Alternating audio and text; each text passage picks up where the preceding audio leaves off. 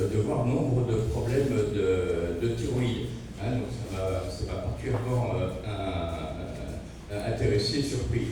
Et alors, la thyroïde, c'est le chef d'orchestre de l'organisme. Alors, ce que je vous propose, en fait, il y a plus de 90 diapos, donc je vais en passer très rapidement.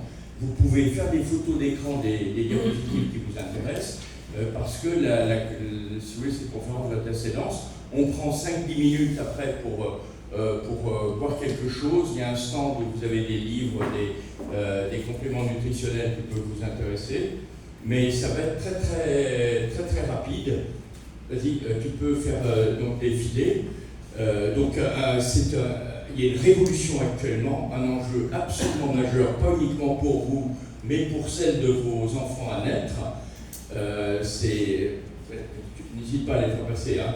Donc, c'est pas qu'une maladie de l'environnement. Hein, donc, c'est maintenant une maladie de l'environnement, parce qu'on en parle de plus en plus, les perturbateurs endocriniens, la pollution, mais pas seulement. Et en fait, j'ai été particulièrement troublé lors de mes missions dans les différents pays que vous voyez, la Mauritanie, Inde, je travaille très souvent au Laos.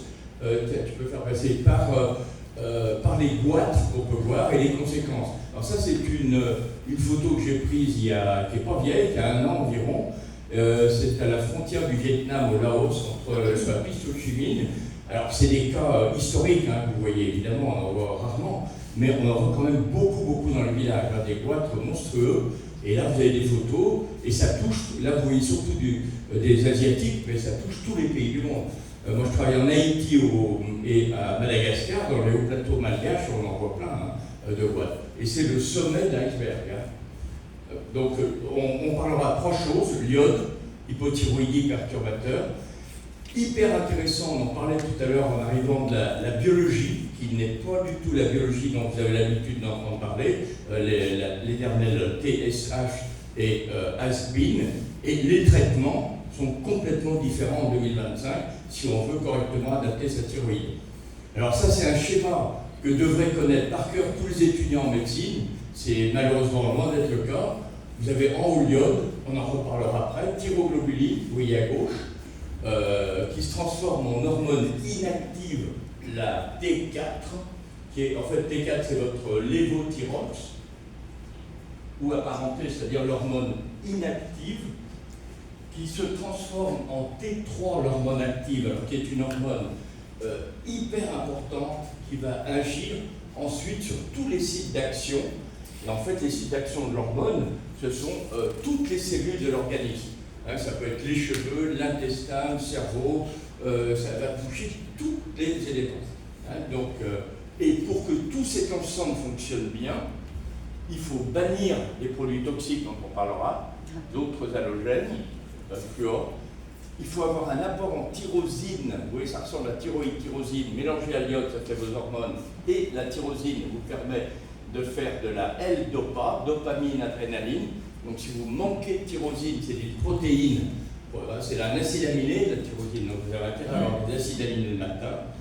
Si tout ça ne fonctionne pas, il vous faudra être aux normes, et normes hautes, pour tout ce qu'on appelle les cofacteurs, sélénium absolument majeur, zinc, fer, bêta-carotène. Oui, n'hésitez pas à prendre en photo cette diapo, parce qu'elle résume un peu toute notre topo. Et donc, si vous manquez de cofacteurs, vous allez bloquer à ce niveau-là. Et vous avez par ailleurs les perturbateurs endocriniens, les métaux lourds. Si votre intestin ne fonctionne pas bien, vous allez bloquer les sécrétions et le fonctionnement d'une enzyme absolument majeure qui est la DIO2. Et en métropole, moi, je demande continuellement les dosages de la DIO2 pour savoir si vous êtes homo ou hétérozygote et savoir si votre métabolisme peut coincer ici. Hein, très important. Et si vous êtes fatigué, si vous êtes surmené, si vous avez des carences, si vous avez des problèmes avec votre glande cortico-surrénale, votre hormone, le traitement que vous pouvez être amené à prendre, qui est le lévothyrox ou votre hormone dans votre organisme, va se transformer en une hormone inactive qui va tout bloquer. Alors, vous avez un livre intéressant d'un ami, Vincent Moliquet, qui reprend toute l'importance de l'iode. Tout à l'heure, avant de démarrer, l'iode, c'est un sujet toujours hyper actualité, on en parle beaucoup, les accidents nucléaires qu'on a pu avoir au Japon, on verra tout à l'heure aussi les problèmes de l'iode radioactif des essais nucléaires atmosphériques. Donc l'iode est un élément absolument majeur, et le livre de Vincent Rodiquet est passionnant, et je vous encourage à le lire. Alors, vous pouvez lire très rapidement ce papier, en fait. Ça veut dire que malheureusement, là, elle est mal centrée, la diapo, je suis désolé, c'est que la plupart du temps, quand on a un problème de thyroïde, on traite avec du lévothyrox, alors qu'il ne faut pas le traiter au début avec du lévothyrox, il faut essayer de remettre la thyroïde d'aplomb, et si on arrive à la faire fonctionner, on n'aura pas besoin de donner l'hormone. Mais pour des raisons souvent mercantiles, on est amené à donner lévothyrox. Alors ça peut être un traitement intéressant, mais dans de très nombreux cas, ce n'est pas du tout le cas. Vas-y. Donc tout ça pour... je fais une parenthèse rapide pour dire que l'iode, il n'y a pas que les problèmes de thyroïde, mais ça va jouer sur les cancers de la prostate, cancer du sein. L'iode intervient dans beaucoup d'autres métabolismes, et il ne faut pas vous dire, si vous avez par exemple une thyroïdectomie, quand vous enlevez la thyroïde, vous n'avez plus besoin de l'iode. Bien au contraire, vous en avez aussi besoin. C'est-à-dire, très rapidement, c'est un schéma imbuvable pour vous. Vous avez la T4 qui est l'hormone active, qui peut dans certains cas se transformer, comme je vous l'ai dit tout à l'heure, en T3, RT3. Donc c'est la forme, la RT3, qui est la forme reverse inactive. Alors c'est très intéressant de la doser, c'est un dosage un peu complexe, un peu cher, mais si vous avez un taux important de RT3, ça sera très très intéressant pour mieux adapter votre traitement. Hein. Et cette RT3 peut être toxique parce qu'elle va bloquer vos récepteurs et elle va tout bloquer. Tu vas intervenir, n'hésite pas. Oui, c'est ça, je vais faire un petit retour, je ne sais pas si tu as vu cette étude. Est-ce que tu veux éloigner ton micro? Tu vois? Oui. Et du coup, une étude hyper intéressante, tu vois, tu parlais par rapport à l'intervention de l'iode et sur l'impact sur les autres organes. Et est-ce que je ne sais pas si tu as vu cette étude, ils avaient fait, en fait, ils se sont rendus compte que quand tu carences en iode quelqu'un, il y a 2 endroits spécifiques où l'iode va être vraiment stocké. Il y a la thyroïde, bien sûr, et le deuxième, c'est les ovaires. Oui, et donc les ovaires stockent l'iode parce qu'ils ont absolument besoin pour le cycle. Tu as tout à fait raison. Voilà. On voit sur les oursins, entre autres. Voilà. Et ici, complètement. Et ici, vraiment, il y a un truc très important. Moi, j'ai plusieurs dizaines maintenant, même centaines de dosages d'iode. J'ai une personne sur 2 qui est largement carencée en iode. Vraiment. Mais vraiment, je pense que c'est 300. Tout à fait. L'iode est un élément absolument majeur. Vas-y, fais passer les diapos. Alors il y a plusieurs DOI dont on a parlé tout à l'heure. Oui, si vous prenez des photos, on la fera passer parce que c'est un peu compliqué parce que vous avez ces DIO 1, 2, 3, 4 qui transforment, qui sont plus ou moins présents dans différents organismes, au niveau du cerveau, au niveau de l'ovaire, au niveau évidemment au niveau de la thyroïde. Et en fonction de la localisation, vous allez avoir des pathologies particulières. Alors vous pouvez vous retrouver un cas très classique avec une T4 élevée, une T3 basse, quand vous faites vos examens biologiques. Alors souvent, on va vous demander une TSH, qui n'est pas suffisante. Il faut vous demander une T4 libre, T3 libre. Et si vous êtes dans ce cas de figure, alors, il est possible qu'il y ait un problème génétique. Vous pouvez en plus avoir un problème de carence. Et si vous avez une stéatose, un problème hépatique, évidemment, vous allez avoir tous les cas de figure pour avoir une T4 élevée, T3 basse. Et alors là, le traitement, il est très intéressant, qu'elle se peut passer.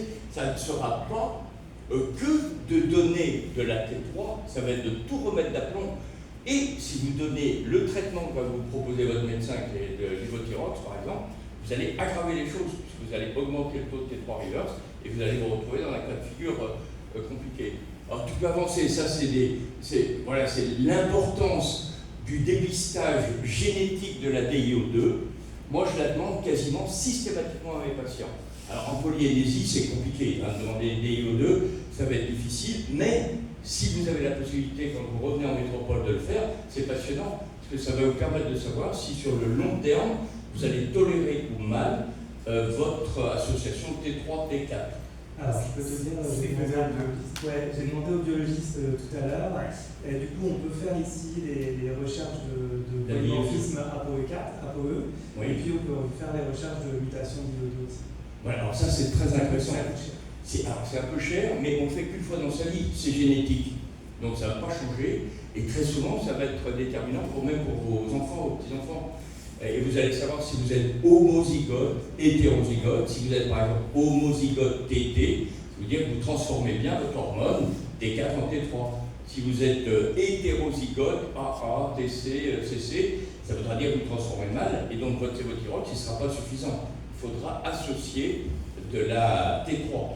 Sinon, vous serez le cas classique de beaucoup de personnes, soit beaucoup de femmes, qui se retrouvent avec 20 kg en trop. Vous augmentez votre lévothyrox, ça ne bouge pas. Et elles ne perdent pas un gramme malgré une diététique sérieuse. Hein, c'est ce que tu constates. Exactement. J'ai une patiente là, que j'ai vue qui avait depuis des années une stéatose hépatique. Et en fait, elle était sous lévothyrox depuis X temps.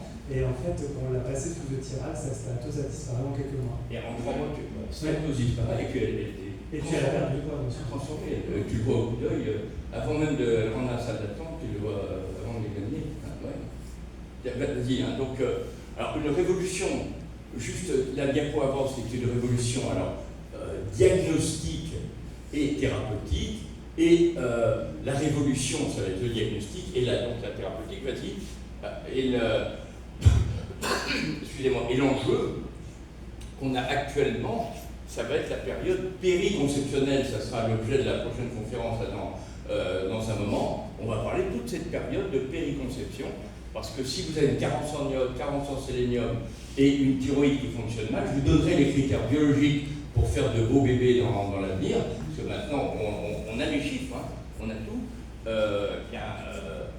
C'est absolument déterminant. Alors, vous voyez l'influence du QI, je vous ai mis quelques publications, mais pour ceux qui sont curieux, vous tapez sur PubMed et vous allez avoir des centaines de références bibliographiques qui sortent dans les plus grandes revues, le Lancet, Nature, enfin dans toutes les grandes revues. Hein, donc là, je vous en ai mis une ou deux pour illustrer tout ça. Vas-y.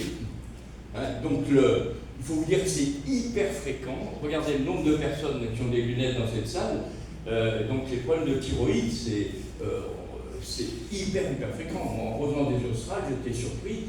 Quand je discutais dans les dispensaires et dans les rares pharmacies que j'ai vues, là, j'étais avant-hier à Bora. La pharmacie Lafayette, pour ne pas la citer, dans le centre de Bora, les deux pharmaciens de la pharmacie disaient qu'ils en vendaient à la pelle toute la journée. Donc, vous voyez que c'est hyper fréquent, et c'est les pathologies de la thyroïde pour des raisons hormonales, parce que les œstrogènes, la progestérone interfèrent sur la transformation T4, T3, sont beaucoup plus fréquentes chez les femmes que chez les hommes. Mais il faut se méfier chez les hommes. Parce qu'on se fait piéger, on pense que la thyroïde c'est qu'une histoire de femmes. Mais vous avez beaucoup d'hommes qui ont des problèmes de thyroïde, qui sont fatigués, qui prennent du poids, qui sont dépressifs, constipés, frileux, et X encore d'autres symptômes. Et s'ils vont voir un médecin, ils se retrouvent avec du Prozac ou des traitements qui sont évidemment mal adaptés pour leur. Alors que le diagnostic, ça va être une hypothyroïdie, quelquefois associée aussi à une andropause précoce due aux perturbateurs endocriniens. C'était l'objet d'une conférence l'année dernière. Alors là, je vous montre un article que j'ai pris dans Le Monde, le journal Le Monde, pour vous montrer que le lévothyrox est à la deuxième position en vente dans les pharmacies. En première position, vous avez le paracétamol, vous voyez, avec les noms commerciaux d'Oliprane, d'Afalgan et Feralgan. Et vous avez donc en deuxième position lévothyrox. Pour vous dire que c'est considérable, hein, les ventes sont considérables et le traitement est mal adapté. Alors vous avez plus de 40 signes, si vous pouvez prendre en photo, et j'ai une deuxième photo vous montrant les symptômes au niveau du visage, entre autres aussi, d'une hypothyroïdie. Alors heureusement pour vous, vous n'êtes pas obligé d'avoir l'ensemble de ces symptômes, hein, c'est évident. Mais si vous avez une prise de poids inexpliquée, une constipation, vous vous retrouvez avec certains petits symptômes particuliers, par exemple une voix rauque, si vous avez l'habitude de chanter et que votre registre va bouger, c'est un excellent signe. vous allez voir un neurologue parce que vous avez un syndrome du canal carpien. Normalement, la première question qu'il devrait vérifier, c'est est-ce que vous n'avez pas une hypothyroïdie. Vous avez un problème d'apnée du sommeil, c'est une maladie à la mode actuellement, vous ronflez, vous arrêtez de respirer la nuit, vous avez une apnée. Bon, évidemment, voyez un neurologue, faites-vous traiter, surveillez. Mais il y a souvent un œdème au niveau de larynx et du pharynx qui va expliquer votre apnée. Alors, il faut traiter les causes et non pas les conséquences. Alors, vous voyez au niveau du visage, celui qui est très discriminant ici, c'est la frilosité. Parce que quand on voit qu'on il fait chaud ici, s'il y a des gens qui sont frileux le soir, c'est un grand signe d'hypothyroïdie. Et celui que moi j'aime bien regarder, c'est la trace des dents sur la langue le matin. Oui. Pour l'œdème de langue. Tu as parfaitement raison. L'œdème du visage, l'œdème de la langue. Alors, le signe classique d'Hertog, c'est le tiers externe du sourcil qui diminue, et puis le visage gonflé le matin. Moi, les patients hypothyroïdiques, tu le vois en entrant, quand il s'assoit devant notre bureau de consultation. On fait le diagnostic, c'est un diagnostic de maquillon, souvent. Alors, on pose des questions, on enrobe le truc, on fait de la biologie, enfin, évidemment, on va adapter notre façon de penser, mais le diagnostic, on le fait dans la salle d'attente, tu vois, d'une hypothyroïdie. Je sais pas ce que tu en penses. Et dans les rues, moi je suis frappé, j'en vois partout. Les hypothyroïdies, j'attends sur une file d'attente dans un magasin, je jette un coup d'œil dans le caddie pour voir un peu ce qu'il y a dans le caddie, je regarde qui pousse le caddie et j'ai le diagnostic. Non, c'est évident. Vous voyez, il y a une relation, on parlera de l'alimentation. Et dans les petites choses aussi, tu vois, ce qui est intéressant, parce que des fois les gens ne pensent pas, mais dans les nodules thyroïdiens, quand tu traites et tu optimises la thyroïde, les nodules disparaissent. Oui. Et ça, c'est génial, parce que du coup, j'ai une patiente là, elle a fait échographie à 6 mois, et son nodule thyroïdien a disparu. Alors, tu as tout à fait raison, une thyroïde qui souffre, elle va faire un goitre et un nodule. Alors, évidemment, si vous avez des chirurgiens affamés, ils vont vouloir vous enlever vos nodules. La première chose à faire, c'est de les surveiller pour vérifier qu'il n'y ait pas un cancer, on vérifie qu'il n'y ait pas un cancer de la thyroïde. Bon, évidemment, on va regarder ça. Et sinon, le fait de se supplémenter en iode, zinc, sélénium, on en parlera, tous les cofacteurs, progestérone, enfin tous les cofacteurs, eh bien les goitres vont disparaître, les nodules et les goitres vont disparaître. Non, pas comme les goitres que vous avez vu tout à l'heure. Un goitre aussi fibreux que je vous ai mis en première diapo, là c'est terminé. Ça peut être que chirurgical, c'est évident. Et moi, ce que j'ai vu aussi, je ne sais pas si dans ton expérience, moi, c'est sur les gens qui ont des migraines chroniques. Des migraines chroniques, oui. Quand tu as vu la thyroïde, ça se régularise aussi. Oui, tout à fait. Alors, ça joue. La thyroïde est le chef d'orchestre de l'organisme. C'est-à-dire, quand vous avez des symptômes qui traînent, vous avez fait le tour de plein de médecins, vous avez tourné dans tous les sens, et vous pensez à la thyroïde, c'est évident. Alors, ça va jouer sur le moral, les hormones thyroïdiennes, et j'ai mis un papier sur Facebook il y a 2-3 jours, hyper intéressant, qui a été repris dans le Monde. Il y a un grand article dans le journal Le Monde, le journal du mercredi, Le Monde des sciences, et cet article a été repris par le journaliste scientifique du Monde pour montrer l'importance de la T3 pour les problèmes psychiatriques. C'est-à-dire qu'on peut régler, alors on ne va pas tout régler avec l'hormone thyroïdienne T3, mais vous allez améliorer considérablement des symptômes psychiatriques. Vous allez pouvoir, alors sous contrôle avec votre médecin, votre psychiatre, votre surveiller, ça ne veut pas faire n'importe quoi, vous allez pouvoir éventuellement arrêter votre traitement psychotique et vous traiter. Alors, maladie de Hashimoto, là c'est un dessin un peu satirique, vous voyez sur Hashimoto. La maladie d'Hashimoto, c'est une maladie très fréquente, 2 fois sur 3, on a une thyroïdite auto-immune d'Hashimoto. C'est un japonais qui, il y a une 50aine d'années, a fait le diagnostic de ces thyroïdites. En fait, ce sont des anticorps qui vont attaquer votre thyroïde et dégrader votre thyroïde. Et quand on a un problème de thyroïde, il faut absolument savoir si elle est carentielle ou si elle est immunologique. Donc cette maladie est très très intéressante. Vous verrez qu'il y a même maintenant de nouveaux anticorps, j'en parlerai dans les bilans biologiques, et qui est souvent associée à d'autres maladies. Donc quand vous avez une maladie auto-immune d'Hashimoto, vérifiez que vous ne vous retrouvez pas avec par ailleurs un diabète type 1, un problème intestinal de maladie cœliaque, un lupus, polyarthrite, et il y a au moins une quarantaine de maladies immunologiques actuellement qu'on peut dépister. Donc très souvent, vous avez une association, et puis l'autre coup classique, ça va être les maladies virales. Donc très souvent, quand vous avez des problèmes de thyroïde, vous avez dans les mois, années à venir, eu une maladie virale importante. Il y en a une absolument typique, c'est la maladie d'Epstein-Barr, la mononucléose. Les Covid et les vaccins Covid ont donné énormément de problèmes de thyroïde après. Et vous avez les herpès, le papilloma, le cytomégalovirus, vous voyez, en fait, tous les virus qui peuvent intervenir, qui vont modifier votre immunité, qui vont faire sortir une thyroïdite d'Hashimoto ou d'autres maladies immunologiques. Dans les symptômes aussi, on n'en a juste pas parlé. Moi, un symptôme que je vois beaucoup, c'est le reflux gastrique par hypochlorhémie. Alors, je suis tout à fait de ton avis, on en parlait avec Alain. On voit beaucoup de problèmes au niveau de l'estomac avec des gastroparésies. Et ces gastroparésies sont dues à des carences en T3, c'est-à-dire l'hormone active. Alors, la façon rapide et superficielle de traiter, c'est de donner des inhibiteurs de la pompe proton qui est des IPP, vous pouvez des remèdes comme le Mopral, l'Inexium, mais là, vous traitez la conséquence, vous traitez la cause. Et souvent, il y a des problèmes au niveau de carence en vitamine B12 et quelquefois des maladies auto-immunes comme la maladie Berma, qui peuvent expliquer, et alors, comme tu le disais tout à fait, il faut traiter la cause. Évidemment, on peut traiter l'incendie avec les IPP, mais c'est-à-dire du Mopral, mais ce n'est pas du tout le traitement. Alors, pensez des choses qu'on sous-estime, et moi qui travaille beaucoup, vous voyez, dans les pays, entre autres à Madagascar ou Laos, ce sont les pathologies parasitaires. Alors, il faut absolument y penser. Et maintenant, moi, je donne systématiquement un traitement monodose pour les flagellés, les vers ronds, les vers plats. Parce que ces maladies parasitaires donnent des symptômes absolument polymorphes partout. Et avant d'aller vous lancer dans des bilans compliqués pour votre microbiote, on ne sort pas du sujet pour la thyroïde, que si vous avez un intestin qui ne fonctionne pas, bien, vous aurez beaucoup de problèmes de thyroïde pour les problèmes de résorption de vos hormones thyroïdiennes. Il faut vous débarrasser de vos flagellés, de vos oxyures si vous en avez ascaris, et n'oubliez pas les ténias. Les ténias, ce sont des pathologies parasitaires hyper fréquentes et qui donnent, on dit que le ténia, c'est le grand simulateur en gastroentérologie.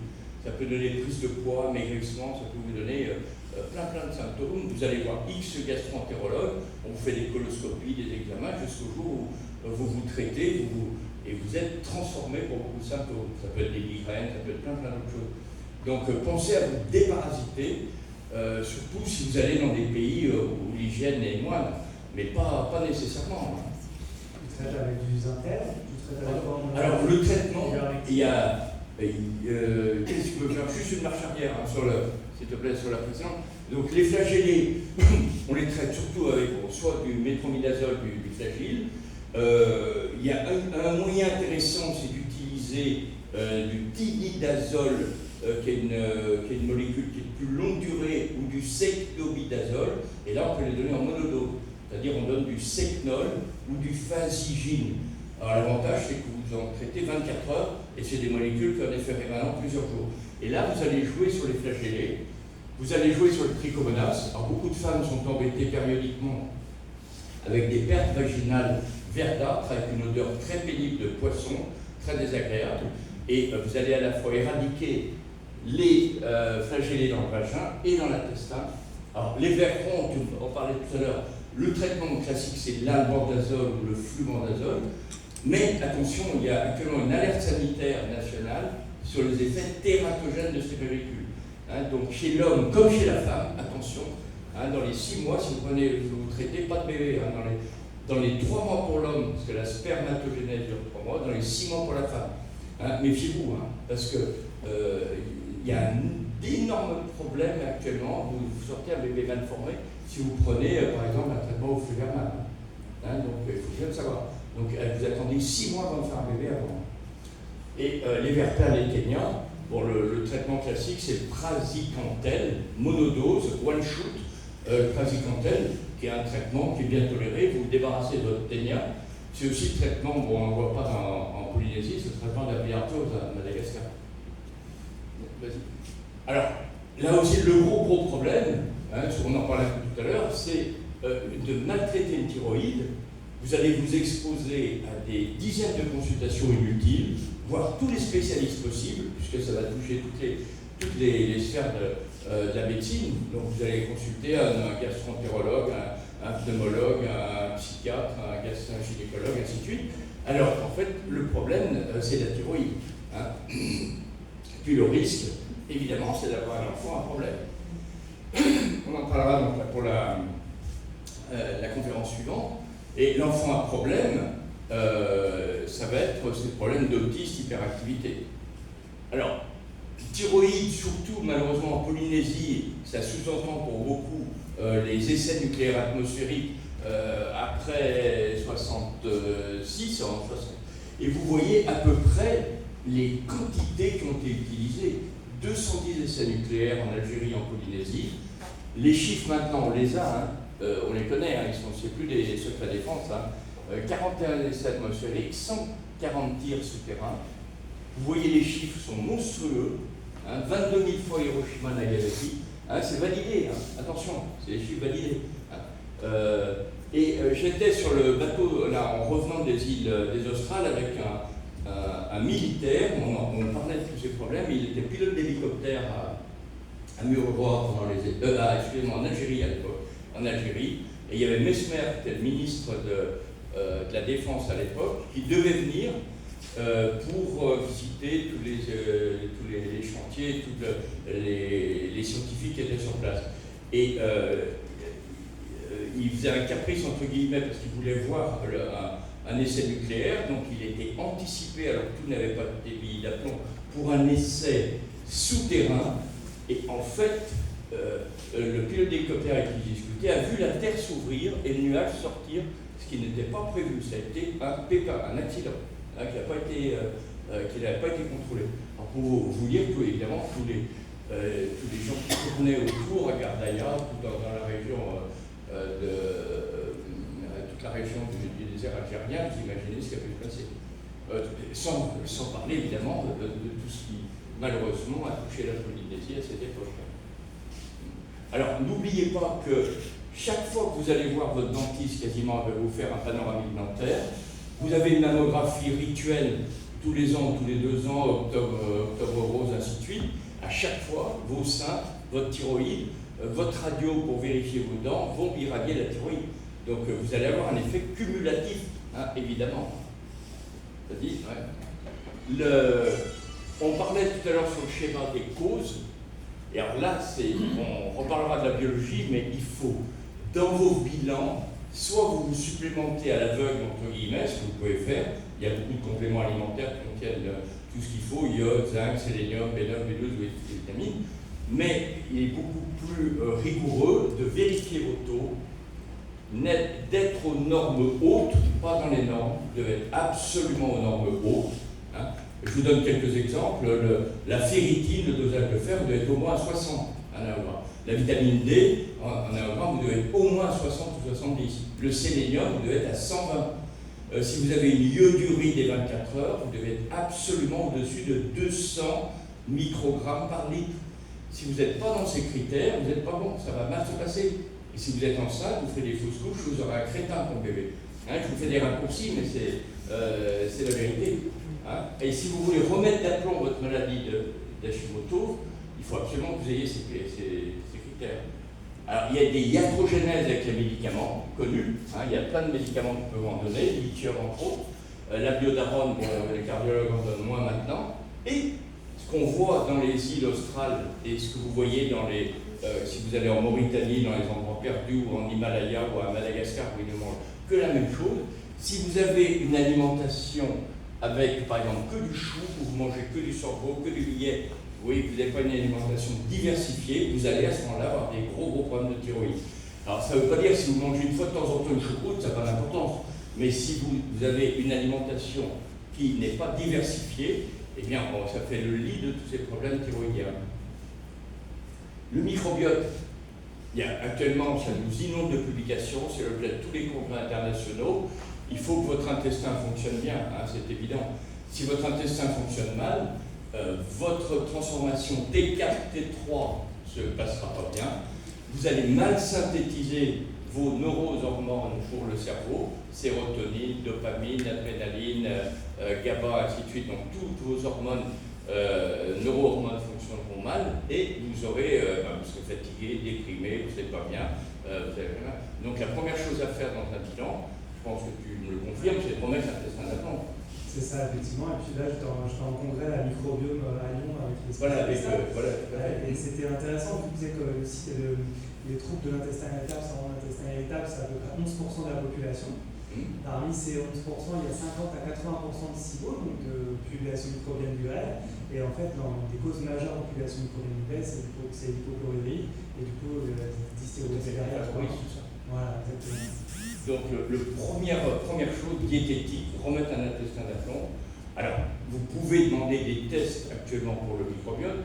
Il y a des laboratoires en Belgique qui font des tests avec microgénomique. Vous pouvez faire ces tests à la fois pour la bouche, pour connaître savoir quel est votre microbiote buccal. Le microbiote vaginal est hyper intéressant dans les bilans de fertilité et le microbiote intestinal. Et maintenant, on peut arriver à déterminer les bons et les mauvais microbes et les compenser. Et très schématiquement, un intestin fonctionne en fermentation, donc les sels, bon, ça sent jamais très bon, mais si vous passez de fermentation à putréfaction, vous allez vraiment avoir des sels qui sentent très mauvais. On le voit bien pour un bébé, vous voyez, un bébé qui se met à avoir des sels qui sentent horriblement mauvais, il faut se dépêcher de le remettre d'aplomb pour son microbiote. Sinon, il va vous faire des angines, des otites, il ne va pas arrêter d'être malade. Donc, c'est un petit moyen simple de savoir si vous passez de putréfaction, enfin de fermentation à putréfaction. Alors, en plus, actuellement, vous avez, alors, c'était l'objet de notre intervention l'année dernière, les perturbateurs endocriniens, qui vous inondent. Vous voyez, il n'y a pas une journée où on n'en parle pas dans les médias.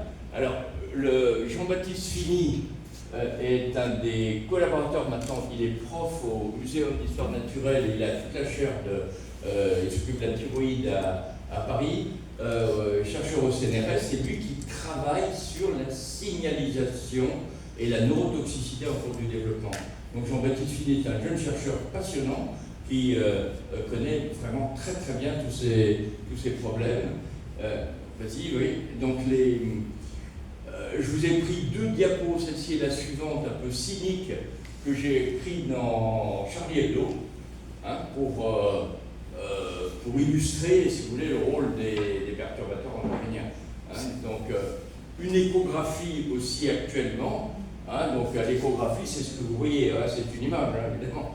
Mais actuellement, le placenta est un sujet d'étude et ce n'est pas un vulgaire.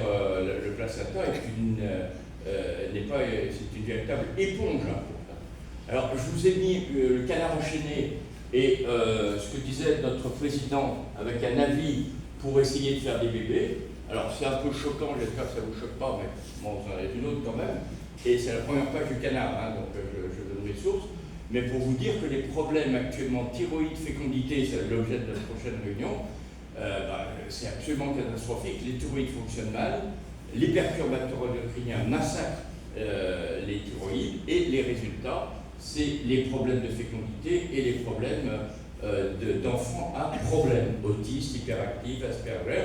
Là, je vous ai mis un article parlant de l'Angleterre, mais on a des problèmes encore beaucoup plus aigus en Corée, par exemple. Au Japon, en Corée, ce sont des pays où ils ne savent plus du tout faire les bébés. Alors, il y a d'autres facteurs, il n'y a pas que les thyroïdes, il y a les facteurs socio-économiques, il y a plein d'autres. Alors, très vite, je ne peux pas, là aussi, vous pouvez prendre une photo parce que je ne vais pas vous énumérer. Les PFAS, ce sont les polluants éternels. Il y a eu des études qui ont été faites en Europe, et si vous regardez en Europe, c'est toute la région, le nord de Paris, et surtout tout ce qui est autour, les 100-200 km autour de Bruxelles, c'est absolument catastrophique. Et vous avez des gros spots en métropole autour de Marseille, Fos, Fos-sur-Mer, sud de Lyon avec Fézin, avec on voit d'arriver à Lyon, vous avez toutes les usines du sud. Et alors, si vous avez acheté une maison dans le coin, c'est catastrophique. Hors question de vous mettre près d'une usine pareille. Et si vous devez acheter un appartement ou une maison, on en parlait avec Alain tout à l'heure, vous êtes au moins à 200 mètres d'un grand axe. N'allez jamais acheter quoi que ce soit à côté d'une grande voie. Surtout si vous êtes un jeune couple et que vous voulez faire des bébés. Alors, les PFAS, ce sont des fluoraux, des fluors, F-fluor. Donc le fluor ressemble à l'iode et va déplacer les réactions enzymatiques. Tiens, vas-y. Vous avez un livre remarquable qui est traduit en français. Barbara Domenech, c'est le professeur Barbara Domenech qui chapeaute toute l'unité de recherche dont on a parlé tout à l'heure et dont Jean-Baptiste Fini est un de ses collaborateurs, a acheté Toxic Cocktail, qui est un bouquin excellent, traduit en français aussi, vraiment qui est... J'ai oublié de vous dire en début, j'ai pas de conflit d'intérêt là. Ouais, vas-y. Donc c'est Théo Colborn, il y a plus de 37 ans, qui a mis en évidence l'effet de tous ces produits. Je ne suis pas hors sujet, parce que ça interfère directement sur la thyroïde. L'effet cocktail, vous avez un produit qui ne donne rien, un deuxième produit ne va pas donner d'effet biologique, vous mélangez les deux, ça explose. Donc, et puis le problème de la fenêtre d'exposition, vous prenez un produit qui n'aura pas d'effet à forte dose en fin de grossesse, vous prenez le même pendant l'organogénèse, au tout début de la vie intra-utérine, avant même que vous sachiez que vous êtes enceinte, vous prenez avant même d'avoir un retard de règles, et à ce moment-là, des doses 100 000, je ne me trompe pas, 100 000 fois plus petites, auront des effets biologiques. Vous prenez le même produit 9 mois après en fin de grossesse, vous n'aurez pas d'effet. Là, vous avez par exemple pour les anomalies génitales, on le voit très bien, des enfants qui ont des cryptorchidie, des femmes qui plus tard auront des problèmes d'endométriose. Eh bien, tout ça va se jouer au tout début de la vie intra-utérine. Tu peux en parler des effets, parce qu'effectivement, dans les perturbateurs endocriniens qui sont consommés au quotidien, c'est le paracétamol en fait partie, et c'est un grand perturbateur. Tu as parfaitement raison, le paracétamol, c'est un sujet. Alors, notre ami Donald Trump en avait parlé avec l'autisme, ça a fait du bruit il y a quelques semaines, il y a quelques mois. Mais pour l'autisme, il y a peut-être des points d'interrogation, c'est pas bien, mais ça va donner des anomalies génitales comme des cryptorchidies. C'est-à-dire c'est des bébés qui n'ont pas leurs testicules dans les bourses. Et je vous donne un exemple pour la fenêtre d'exposition, pour le mettre en évidence. Une future mère qui se retrouve au tout début de sa vie intra-utérine, elle ne sait pas qu'elle est enceinte, a une rage de dents, elle va prendre 3 grammes, 4 grammes de paracétamol parce qu'elle elle a très très mal aux dents et elle n'en peut plus. Eh bien, si elle a ces 4 grammes en une seule prise au moment de l'organogénèse des organes génitaux de son bébé, son bébé aura une cryptorchidie ou un hypospade, c'est-à-dire l'urètre qui n'est pas bouché au bout du pénis, et il part, malheureusement, c'est le pénis aussi. Voilà, le pénis, donc c'est un problème absolument majeur. Tu souhaites le point du paracétamol, à quel moment il faut surtout ne pas le prendre, et la notion de fenêtre d'exposition. Il y a des moments où il est toxique, d'autres où il est beaucoup moins. Mais il va être particulièrement toxique à un moment où on ne sait pas encore qu'on est enceinte. Donc c'est là où il y a un gros bémol. Vous avez 3 produits qui ressemblent à l'iode, chlore, brome et fluor. Donc dès que vous voyez ces 3 noms, vous devez les fuir. Vous voyez la javel, méfiez-vous. Le brome, vous en méfiez, les produits bromés, tous les produits qu'on utilise, entre autres retardateurs de flamme. Le fluor, alors question d'introdire du fluor dans vos dentifrices. Le fluor, c'est terminé, il faut l'oublier. Oui, vas-y. Alors c'est pas facile pour essayer d'avoir cherché ici des dentifrices sans fluor, il faut se lever tôt. Il y en a, on en trouve en pharmacie, là, oui. Il faut vraiment les chercher. En tout cas, la plupart des dentifrices classiques qu'on trouve au supermarché. Voilà. Dès que vous voyez ces 3, ce qu'on appelle des halogènes, donc vous avez 4 halogènes, l'iode, le fluor, brome, chlore, ces 3-là vont déplacer dans toutes les réactions enzymatiques l'iode. Donc ça, vous devez les bannir. Il faut vraiment être... Bien, vas-y. Et du coup, tu peux parler de la petite partie. Moi, j'ai eu une fois l'hypothyroïdie des nageurs de piscine. Oui. Alors, les nageurs de piscine, les enfants, on a des publications qui ont des problèmes d'hypotestostéronémie. Donc, ce sont, méfiez-vous, des beaux athlètes. Là, je ne veux pas parler de notre champion du monde. Vous voyez, super, très souvent, ils ont des problèmes de testostérone. Alors, ils sont très bons dans les bassins, souvent, ils ont des difficultés au lit. Mais c'est à vos admiratrices de vous en parler. Je pense plus qu'à nous.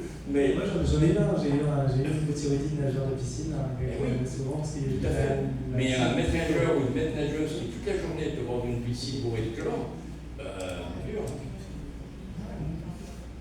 Alors, la diapo avant, c'était les... Attends, juste... Oui, si tu pourrais nous prendre quelques photos aussi. Alors, la diapo qui précède, c'était pour rebondir sur... en fait, là, je vous ai un peu dépeint tout le tableau, et on va voir quels sont actuellement les... comment dépister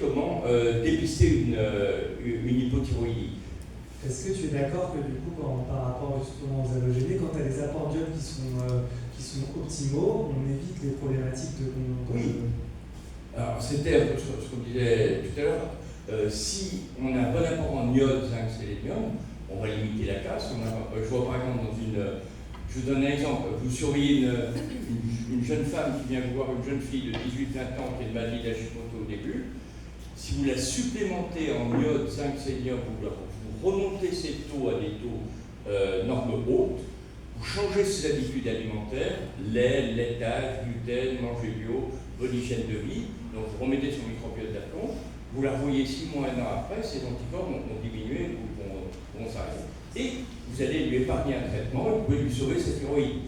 Si vous la voyez au bout de 10, 15, 20 ans d'évolution, on sait bien qu'elle a une maladie d'Hashimoto qui bouge depuis 20 ans, c'est trop tard. Si vous faites une écho, elle doit avoir une thyroïde atrophiée, et par là, elle ne fonctionnera plus, cette thyroïde. Donc, vous serez obligé de la traiter.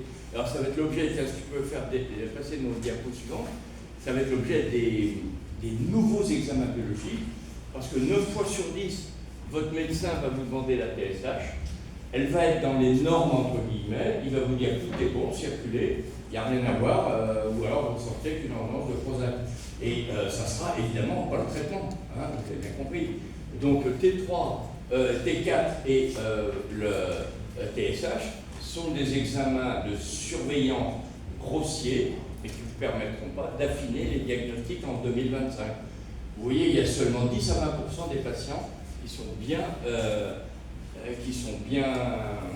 stabilisés. Il y en a très très peu. Et on a actuellement des problèmes avec le Sinomel qui est de la T3, des histoires de laboratoire, parce que le Sinomel vaut 2 euros ou 3 euros une boîte, et le laboratoire arrête de les commercialiser. Alors là, je vous passe 3 ou 4 diapos, car Alain, si tu peux les passer très vite, c'est pour illustrer qu'il ne faut pas les regarder. C'est ce qu'on impose aux médecins généralistes, aux étudiants en médecine, et c'est la haute autorité de santé qui nous sort ce truc absolument imbuvable, ne le répétez pas, qui ne doit surtout pas être regardé, je ne sais pas ce que tu en penses. Non, c'est de la merde. Voilà. Et alors c'est ce que, par contre, un étudiant en médecine qui sort passer à l'examen, il va se rhabiller, il a zéro. Donc il fait défiler. Voilà, alors là, c'est tout ce qui sort de la HAS et ce qu'on va imposer à vos médecins. Alors bon, là, je suis enregistré, mais j'assume. Voilà, alors, tu peux passer vite, ça ne nous intéresse pas. Voilà. C'est une problématique financière, c'est que du coup c'est comme la vitamine D, ils ont déremboursé dans la vitamine D, presque ils interdisent la prescription de dosage de vitamine D et de T3, T4 et du coup tu te retrouves à plus pouvoir équilibrer. Alors ce que tu disais c'est tout à fait vrai, on est dans une société où la médecine a un coût. Vous allez au restaurant, vous achetez une nouvelle voiture, vous prenez un billet d'avion, donc il faut savoir qu'il faut accepter, vous payez un bilan biologique de temps en temps, avec un bilan, on va reparler du bilan biologique pour la thyroïde. Vous voulez démarrer une grossesse, vous avez intérêt à faire quelques examens. Il y en a qui ne seront pas remboursés. Si vous pouvez vous payer un billet d'avion ou un nouveau climatiseur, est-ce que vous préférez avoir un enfant autiste? Ça peut se discuter, vous voyez. Donc, la médecine a un coût, c'est sûr. Alors là, pour vous dire que la fiabilité de la thyroïde stimulée une hormone, c'est-à-dire le test de l'hypophyse qu'on demande pour dépister les thyroïdes, c'est des tests qui ont eu leur devoir il y a 40 ans. C'est vrai, ça nous a permis d'avancer, mais en 2025, c'est complètement has-been. Et vous voyez, il y a au moins 18 facteurs qui peuvent intervenir et interférer sur la thyroïde, et il y en a d'autres. Donc, pour vous dire que la TSH est un moyen grossier de diagnostic. Si vous avez une TSH élevée à 10, 15, 20, bon, évidemment, on sera orienté vers la thyroïde en fin de diagnostic, mais 8 fois sur 10, vous passerez à côté du diagnostic. Tiens, vas-y. Alors, l'iode est oubliée dans les recommandations officielles et elle n'est jamais proposée, alors que les Suisses, il y a plus d'un siècle, ont rajouté de l'iode dans le sel, ils ont fait disparaître dans les villages suisses en Savoie les goites, les hypothyroïdies, les crétins dans les villages. Hein, ça n'existe plus en Suisse.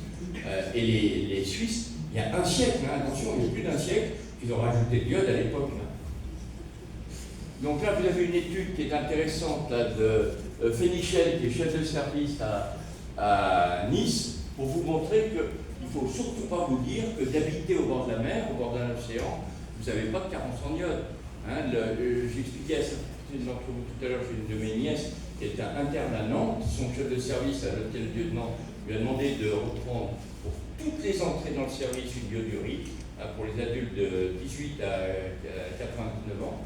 Et bien, elle retrouvait à Nantes des gens qui habitaient à Saint-Nazaire, vous voyez, au bord en Bretagne, et ils avaient tous des carences majeures. Donc vous dites pas, je suis au bord de la mer, il n'y a pas de carence, attention. Alors la même chose, vous voyez que les Belges ont beaucoup publié. La diapo suivante, tu peux la faire avancer, c'est les Anglais. Hein, donc là, dans les écoles, vous voyez, dans les écoles anglaises, on a fait des ioduries. Bon, je vous épargne toute la publication pour vous dire que c'est un problème mondial, hein, et qui ne touche pas que les pays en voie de développement. Donc on dit depuis, vous voyez, depuis plus de 25 ans, depuis plus de 30 ans, pardon, qu'un enfant, c'était les droits à l'OMS, un enfant a droit, sa mère et son enfant a droit à un apport en iode correct. Et si on avait au moins ça, eh ben, vous éviterez tous les drames qu'on peut avoir et tous ces enfants qui sont des dysorthographies, dyslexie, ainsi de suite. Vous voyez, tous les enfants ont un problème. Donc l'association sur l'IQ, c'est l'intelligence et les problèmes de maturation du système nerveux central par l'iode et la thyroïde, pervasif, avancé. Alors je vous passe les publications pour vous montrer que c'est validé. Ce n'est pas des fantasmes d'écolos excités, c'est des choses qui sont validées. On a toutes les publications, on a tout. Hein. Donc les Américains, vous voyez, il y a 5 ans, dans leurs nouvelles recommandations, n'en parlent pas, alors que c'était dans les derniers congrès qui ont eu lieu à Nouvelle-Orléans, il y a toutes les publications qui expliquent ce que je viens de vous dire. Mais ça ne remonte pas, parce qu'on fait des coupés-collés de ce qu'on radote depuis 30 ans. Alors, les bilans que vous pouvez demander à vos médecins, bon, classique, T3, T4, TSH, T3 libre, la T3 reverse, très très intéressant. Si vous pouvez avoir une iodurie des 24 heures, vous pouvez demander les anticorps, mais ça il faut les demander systématiquement pour les thyroïdites d'Hashimoto, et vous avez de nouveaux anticorps intéressants qui permettent de savoir si vous avez une auto-immunité étendue, c'est-à-dire que vous avez des thyroïdites que d'Hashimoto, vous avez des thyroïdites d'Hashimoto avec d'autres maladies immunologiques qui peuvent être un lupus, qui peut être un vitiligo, qui peut être plein d'autres problèmes. Alors, autre dosage, et je signalais. J'ai une petite question. Après, moi, je fais aussi des fois parce que j'ai regardé un petit peu, on peut faire un iodurie sur l'échantillon sur les premières urines du matin. Oui. Et parce que des fois, c'est l'iodurie des 24 heures, c'est pas toujours facile à faire pour les patients. Qu'est-ce que tu en penses? Alors, c'est moins fiable, mais tu peux le faire. Et il y a une grosse étude alors, qui a été publiée en Algérie il y a quelques années et qui est proposée. Il y a un autre test, on en parlait avec Alain, c'est de demander la thyroglobuline. Parce que dans le schéma que je vous ai montré tout à l'heure, vous avez l'iode, thyroglobuline transforme en T4, T3, toutes les hormones. Donc si vous n'avez pas la possibilité d'avoir l'iode, vous demandez sur le plan métabolique l'élément qui est juste au-dessous, la thyroglobuline. La thyroglobuline, on la demande dans les cancers papillaires de la thyroïde pour les surveiller, mais si on est thyroïdé, une thyroglobuline effondrée, ça sous-entend qu'on n'a pas d'iode derrière. Donc ça peut être un moyen détourné, ou alors tu peux demander une iodurie le matin, sur les urines du matin. Ouais, c'est moins fiable, mais au moins ça permet de... Ouais. Alors la DIO2, hyper intéressant, la DIO2, c'est cette enzyme qui vous permet de connaître la transformation de la T4 en T3. Alors je vais passer un peu vite parce que c'est un peu compliqué, mais elle est vraiment, vraiment intéressante pour vous, pour votre famille, pour vos enfants à naître, pour équilibrer votre traitement. Parce que si vous avez votre DIO2 qui fonctionne mal, eh bien il vous faudra absolument de la T3. Vous n'avez pas de lévothyrox, il faudra rajouter, enfin du lévothyrox éventuellement, mais rajouter de la T3. Sinon, vous ne perdrez pas 1 kilo, vous garderez votre boîte, vous serez fatigué, vous garderez votre constipation. Tout à l'heure, je n'ai pas assez insisté sur les constipations. Hein, les femmes constipées depuis 30 ans, qui prennent plein de trucs, qui ont eu des coloscopies, des examens, plein de trucs, vous régulez la thyroïde, alors leur transit se normalise tout de suite. Donc là, vous avez, si vous pouvez prendre peut-être une photo pour mieux comprendre la DIO2, comme ça, on vous signale bien dans tout ce baratin comment et à quoi sert cette enzyme. Tu peux lui donner le prix qu'on t'a proposé ici d'une DIO2 à peu près? Je pense qu'il y en a à peu près pour pas loin de 20 000 francs. Ah, quand même. Ouais. Mais on ne fait qu'une fois, c'est génétique, on se fait qu'une fois. Vas-y, ouais. Les laboratoires Barbier, c'est ça, Cédric? Alors, je crois que je crois que ça passe par Serva. Il me semble. Ouais. Ok. Pour moi, c'est encore plus simple, comme ça, on peut passer par tous les labos d'Italie. C'est ça. Et les mutuelles, ça peut rembourser, Cédric? Pardon. Les mutuelles. Alors, les mutuelles. Les mutuelles, est-ce que les mutuelles remboursent ou pas? Oui. Ça dépend de votre mutuelle. Même chose pour les honoraires d'une consultation. Si vous avez une très bonne mutuelle, on remboursera votre ostéopathie, on vous remboursera tout. Tout va dépendre de votre niveau de mutuelle. Hein. La MGEN, par exemple, mutuelle, elle rembourse hyper bien tout ça. Ça dépend énormément. La mutuelle des notaires, du Sénat, tout ça, ça rembourse tout. Vous avez vu récemment ce qui se passe avec les sénateurs, mais je ne veux pas en parler plus. S'il y en a dans la salle. Ouais. Alors, les bilans, vous pouvez demander, là je vous donne un ordre d'idée de prix. Alors, c'est en euros, enfin, vous voyez à peu près ce que ça peut vous coûter. Mais est-ce que vous pouvez, vous voyez par exemple, pour ce bilan, pour 23 € quasiment, que vous devez avoir aux normes hautes, vous prenez le risque d'avoir un enfant crétin pour 23 €. Ça vous choisir votre camp. Même chose, une myodurie, hein, offrez-vous une myodurie. Hein, vous voulez mettre un bébé en route, vous faites une myodurie, ça va de soi dans les 3 mois avant. Donc ici, tu vois, sur les métaux lourds, alors moi j'en fais souvent aussi. Alors, il y a très peu, j'ai vu quasiment aucun surdosage au plomb. Donc tu vois les canalisations. Et tu as les cadmium là?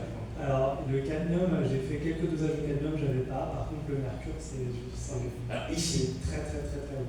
Alors, le mercure, bon, les thons, les poissons, et moi je vois en métropole, il y a arsenic et cadmium.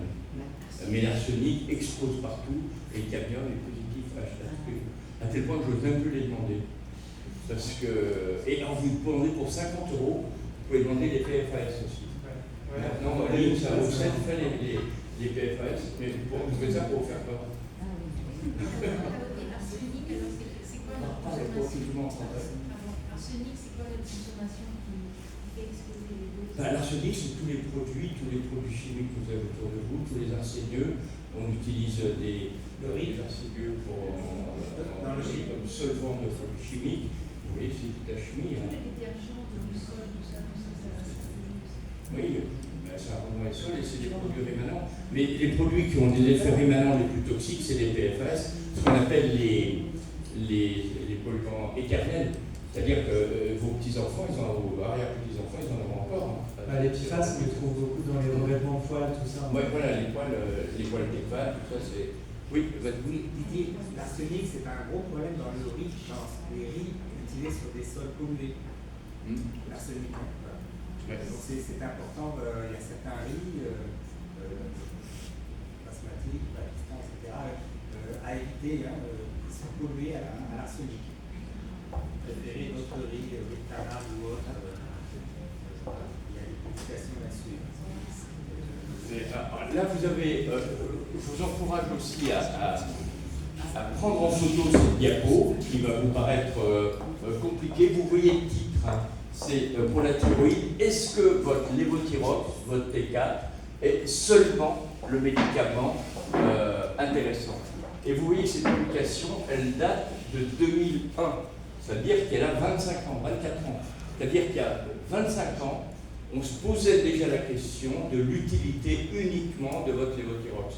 Et la question que pose cette publication, que se pose le médecin qui a publié Bessier, avec Hertog, qui est un médecin belge, là, que beaucoup de gens connaissent, là, qui est un passionné d'hormones, c'était de se poser la question. Et en 25 ans, on n'a pas avancé d'un iota. On reste toujours aux mêmes notions.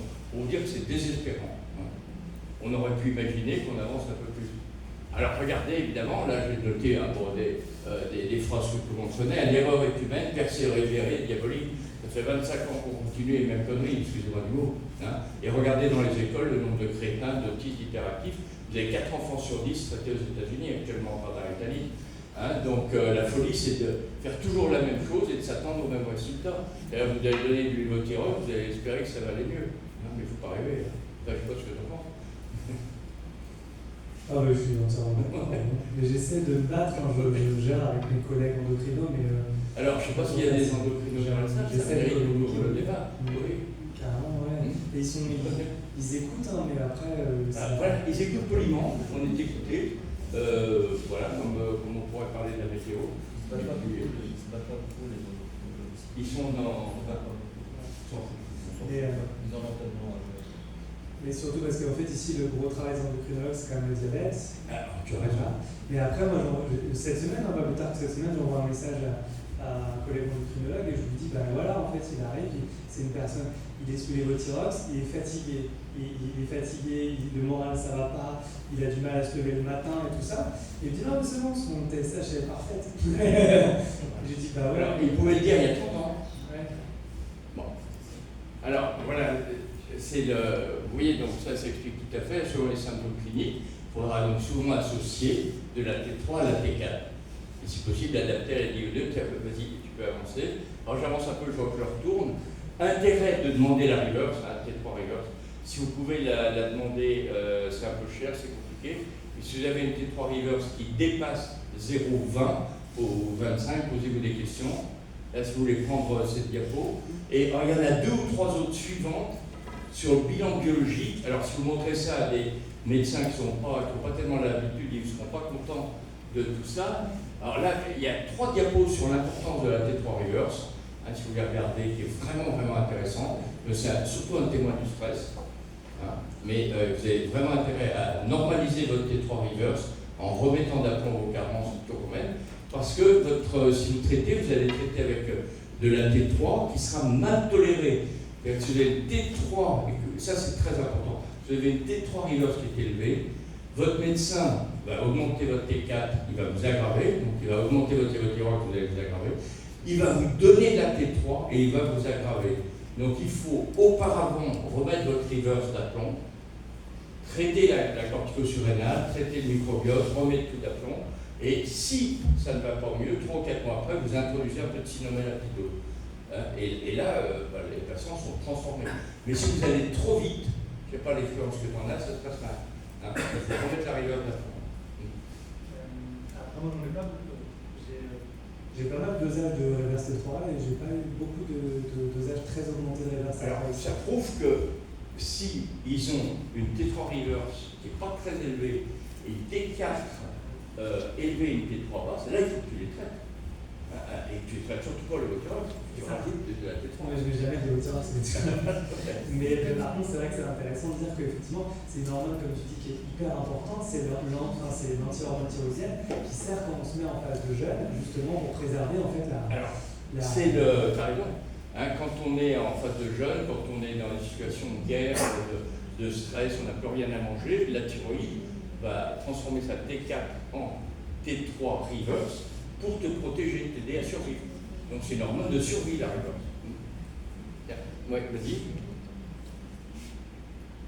Donc là, vous pouvez peut-être alors prendre juste ça en photo, mais je ne sais pas, on va perdre trop de temps, on ne va pas y arriver. Mais il faut tout remettre d'aplomb, en fait. Et vous aurez à votre disposition cette conférence. Elle est libre, vous pouvez l'utiliser, la diffuser. À mon nom, j'assume tout ce que je dis. Ce que je dis, j'assume. Donc vas-y, tu peux faire défiler. Donc, alors là, vous avez des rapports. J'aimerais que nos laboratoires, et ils ne veulent pas le faire, sauf maintenant certains labos belges, vous sortent vos résultats avec la T3 libre, T3 reverse, les rapports. Il faudrait qu'on ait les rapports T3 libre, T3 reverse, et, tiens, si tu veux faire avancer, et qu'on ait les rapports, voilà, le rapport, là je vous donne les normes, vous pouvez éventuellement exiger de votre labo. Et si tu peux passer la suivante, et alors, vous avez Voilà. C'est ce que je vous expliquais tout à l'heure. Si vous traitez... Voilà. Le problème, quand vous allez vouloir introduire votre T3, il faut y aller tout doucement. S'il y avait des cardiologues dans la salle, ils ne seraient pas contents d'entendre dire ça, de parler de la T3, parce que si on va trop vite et qu'on associe trop vite de la T3, surtout si vous avez une ventricule surrénale qui est fatiguée par un burn-out, par un surmenage, à ce moment-là, vous risquez des palpitations, et si vous avez un cœur fragile, vous pouvez passer en fibrillation auriculaire. D'ailleurs, votre cœur va se mettre à taper n'importe comment, vous pouvez avoir un problème. Donc, il faut être très très prudent. Voilà, je vous montre un scoop qui est dans le Vidal. C'est le Vidal, c'est le dictionnaire des médecins.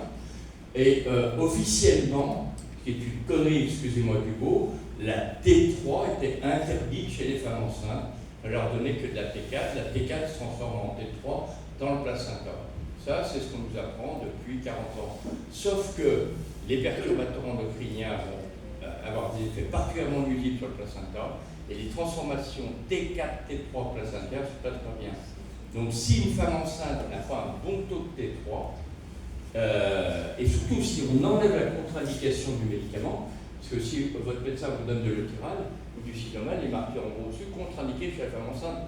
Donc si nous on vous le donne alors que vous démarrez une grossesse, vous avez levé les bras au ciel, le pharmacien vous appelle tout de suite, enfin il y a un problème tout de suite. Donc vous avez dans le, je suis désolé la diapo est floue, août 2025, vous voyez, dans le Vidal, maintenant, en fertilité, il n'est pas contre-indiqué, mais il doit être sous contrôle médical. Mais ça, sur le plan médico-légal, ça nous couvre. Que si tu donnes un peu de T3 à une femme enceinte, tu surveilles évidemment, tu vas bien la contrôler, tu lui épargneras un crétin au passage de l'analyse ou une fausse couche à répétition. Moi, j'ai des patients qui sont à 10 fausses couches. Je vois, elles n'arrêtent pas, vous remettez la thyroïde d'aplomb, le premier rapport sexuel, ils sont enceintes. J'ai peut-être cette expérience, mais tout ça pour vous dire que c'est ça. Alors, toujours, vous compensez, je radote tous les cofacteurs, entre autres la progestérone si vous avez un syndrome prémenstruel, ça c'est évident. Normes hautes, il ne faut pas vous contenter des normes hautes, et évidemment un bon taux d'iode. Tu peux faire avancer. Le cortisol à vérifier absolument. Moi je demande, alors ici ça va être difficile, mais très souvent le cycle salivaire du cortisol qui vous permet, alors, je ne sais pas comment en Polynésie tu procèdes. Non, on fait sans problème le test du cortisol. Il y a 2 labos qui le font, il y a l'ELM qui le fait et la Pour le cycle salivaire. Pour le cycle salivaire, moi je fais au moins un T0, T30 minutes. Sur un test de quart. On peut faire un 5 cycles aussi, on peut faire un 5 mesures et on peut faire soit le laboratoire Mareva, FAA, soit l'ILM. Excellent. Ouais. Donc on peut faire, moi je le fais systématiquement, ou alors une cortisolérie de 24 heures. Si tu peux, excellent. Si vous avez la chance en Polynésie de pouvoir le faire, allez-y, évidemment. Vas-y. Il faut penser quelquefois les problèmes de DAO, c'est-à-dire des problèmes d'allergie qui interfèrent. Vas-y, on avance. Bon, là, vous avez juste une diapo sur la DAO. Et oui, tu peux avancer. Voilà, donc très important pour la thyroïde, c'est le thermostat de l'organisme. Donc vous devez diminuer l'été, donc on ne chauffe pas, vous diminuez l'été, vous augmentez l'hiver, donc vous êtes en métropole, là, donc ça c'est absolument évident. Et on voit en pleine canicule, les patients sont souvent en pleine canicule l'été en France, vous diminuez d'un quart votre traitement, pas besoin de vous lancer dans des centaines d'euros d'examen, vous en enlevez un quart. Et vous traitez correctement le fonctionnement de l'intestin, vous traitez la dysbiose. On a énormément de stéatose hépatique et encore plus en Polynésie.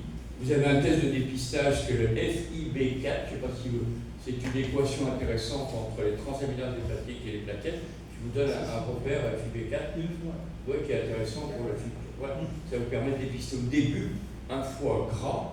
Et si vous avez, on n'est pas en sujet, si vous avez un mauvais foie, vous allez mal transformer les hormones. Parce que la transformation de T4, T3, elle se fait dans l'intestin, dans le foie. Donc si vous avez un microbiote intestinal qui fonctionne mal et que vous avez une stéatose hépatique, vous bloquez tout. Et vous continuez à prendre du poids, à grossir, à être mal. Vas-y, oui. Donc, préménopause, ménopause et contraception. Une femme qui a une thyroïde qui est mal réglée à la ménopause, le tarif c'est 10 à 20 kg. Je sais pas ce que tu en penses. Vous voyez les femmes à 50 ans mignonnes, elles sont bien. Vous les revoyez 5 ans après, il y a des difficultés. Donc, et là, elles peuvent avoir un régime draconien, c'est de perdre 20 grammes. Et ça marche pas. Et ça marche pas, c'est bien d'accord. Vous remettez la thyroïde d'aplomb, vous la revoyez 6 mois après, bon, elle a perdu 5, 10, 20 kilos, 30 kilos quelquefois, et elles sont bien. Pilule, même chose. Moi, ça fait 30 ans que je n'ai pas prescrit de pilule. Attention, une femme sous pilule qui prend du poids, elle a une thyroïde qui fonctionne mal. Donc une jeune fille à 18 ans, au bout de 3 mois, vous la revoyez, elle est contente de sa pilule, elle n'a pas pris de poids. Bon, c'est bon. Bien qu'elle fait une énorme erreur, continue à prendre des œstroprogestatifs artificiels en 2025, ça serait notre sujet, ce serait l'objet d'une conférence sur la contraception, on ne peut pas en parler aujourd'hui. Mais une jeune fille qui prend du poids sous pilule, on la dépiste, elle a une thyroïde qui fonctionne mal, c'est évident ça. C'est un bon symptôme. Bon, là, oui, vas-y. Alors là, je vous disais tout à l'heure, je travaille au Laos. Et les dernières fois que je suis allé travailler au Laos, plutôt que de passer par Bangkok, je suis passé par Pékin, je me suis arrêté à Pékin, et à Pékin, ensuite Kunming, qui est la grande ville du sud à côté de Canton, et j'ai pris des nouveaux trains qui descendent maintenant sur le Cambodge et le Laos. Tout ça pour vous dire que quand vous êtes dans les grandes surfaces, actuellement en Chine, à Pékin ou à Kunming, vous avez dans les grandes surfaces des centres de consultation où vous avez des consultations préconceptionnelles où les Chinois demandent systématiquement des ioduries, des bilans thyroïdiens corrects. J'ai discuté avec les médecins chinois, toutes les femmes, pour des sommes dérisoires, une consultation de quelques yuan, eh bien, ils ont ces bilans. Pour vous dire que les Chinois, ils ont un train d'avance, vraiment là-dessus. Et les consultations préconceptionnelles, vous voyez, pré-mariage, pré-pregnancy et autres. Il y en a partout des consultations. En France, on marche la tête avec ça. C'est dans le monde il y a quelques jours, ils relancent la natalité plein pot avec des bilans préconceptionnels. Vous allez voir les conséquences. Parce que ça va vous faire des enfants avec des QI qui auront 5, 10, 15 points de plus que les nôtres. Ça. Je vous fais peur, mais on a les éléments biologiques pour l'affirmer. Alors, pour des prix dérisoires.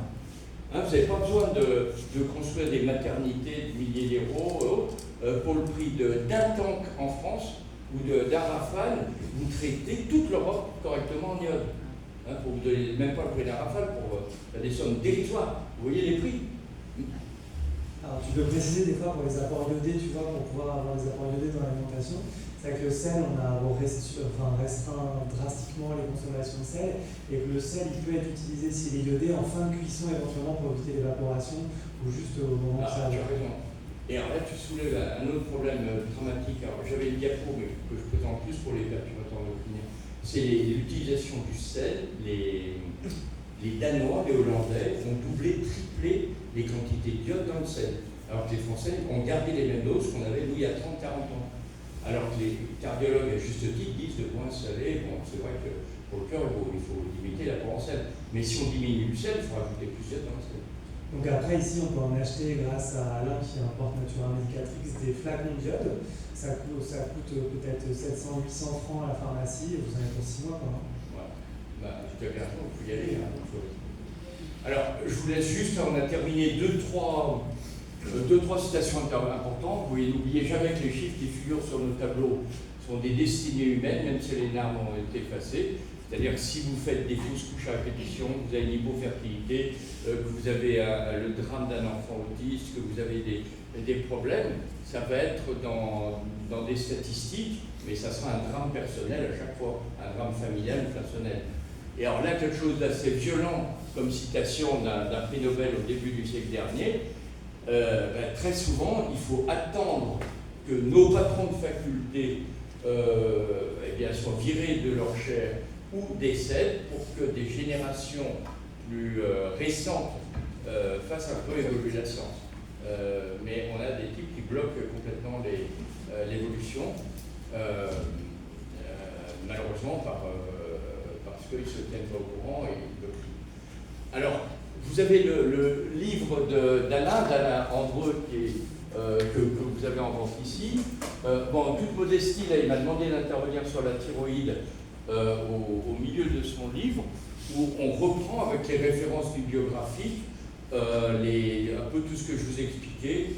Et si vous voulez mieux comprendre, vous avez à la fois on a une clé USB là, si vous avez un ordinateur ou si vous avez une clé USB, je peux vous laisser ces conférences. Et on va les passer sur YouTube et c'est à votre disposition. Voilà. Alors, ce que je vous propose, c'est, on peut voir quelque chose, en discuter.